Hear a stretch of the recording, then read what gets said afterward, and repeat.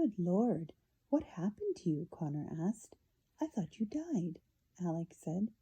Not exactly, the spirit said. When I was turned into a human by the sea witch all those years ago, I had to marry the prince in order for the spell to last. Unfortunately, as everyone knows, the prince married someone else, and my body turned into sea foam. I am no longer a physical form, but my spirit lives on. That's weird, Connor said. Oh, that's wonderful, Alex said. I was always so sad after reading your story. Not many people know your real story. They always assume you had a happily ever after. There are many who don't, the spirit said. I believe you two are looking for something that once belonged to me. I don't think so, Connor said. Wait, do you mean the saber from the deepest sea? Alex asked anxiously. Do you know what it is? How do you know we're looking for it? Connor asked suspiciously. I know many things that the average entity doesn't, the spirit said, especially things said or felt near water. Swan Lake, Alex said. We were talking about the wishing spell items we had left to collect while we were traveling across Swan Lake.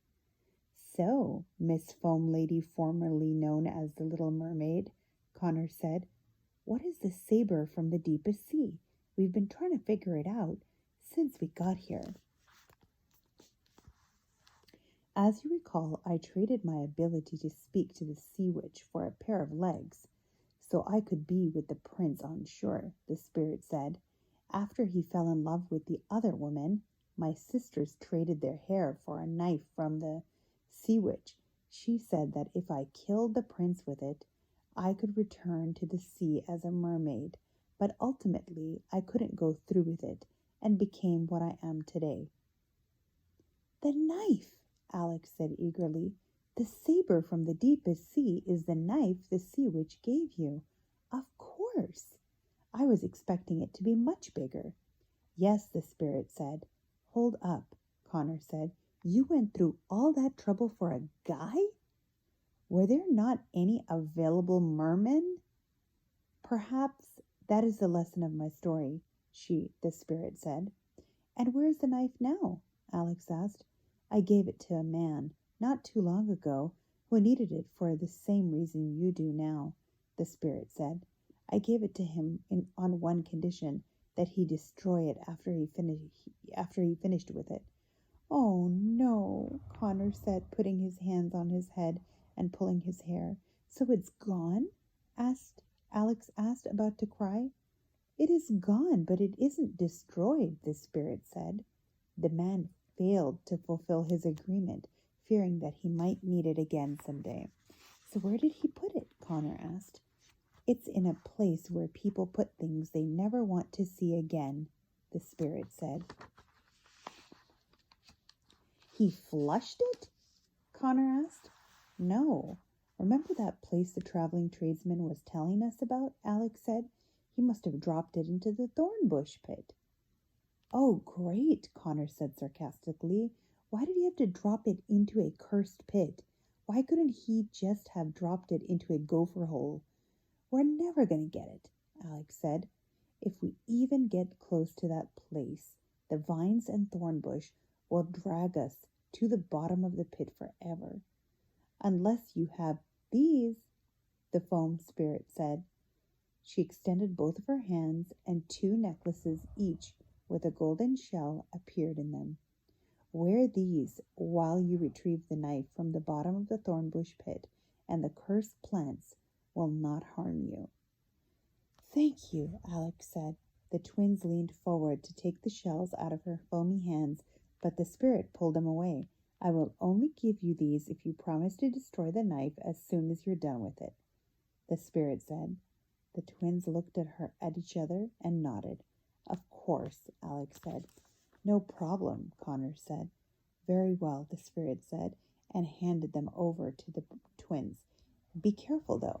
The shells are twins, too. If one breaks, the other shell will as well. Remember that. Why are you doing this for us? Alex asked. Why do you always ask what someone's motives are when they help you? The spirit asked. The question took Alex off guard. Because people don't really help each other where we come from, Alex said. They do occasionally, but it's rarely without reason. Good people are hard to find. It can't be too difficult. I'm looking at 2 now, the spirit said, which is why I was inclined to help you, and which is why I am also inclined to tell you this. You're not the only ones after the wishing spell. We know, Connor said. The evil queen is too. She's the one who sent the wolves after us. Alex, isn't she? Yes, the spirit said. She is as determined to find the knife as you are. That is why you must hurry if you are going to beat her to it. Unfortunately, the wishing spell can only be used 1 more time. What? Connor said. Both the twins felt like someone had kicked them in the stomach. This definitely complicated matters. You mean if she gets the knife first? That's it? Game over? Unfortunately so, the spirit said. The bubble around the twins was almost gone. It barely covered the clam they sat in. Their time underwater was running out. We can't let this happen, Alex said, shaking her head. We have to get there first. We have to go right now. I'll have my mermaids escort you there as fast as they can, but once you're on land, you must travel the rest of the way on your own, the spirit said. Stay safe, children. The seafoam spirit fizzled out and disappeared. The mermaids swam down to the twins, and each grabbed hold of the clamshell Alex and Connor sat in. Together, they moved the twins through the ocean on to their next adventure.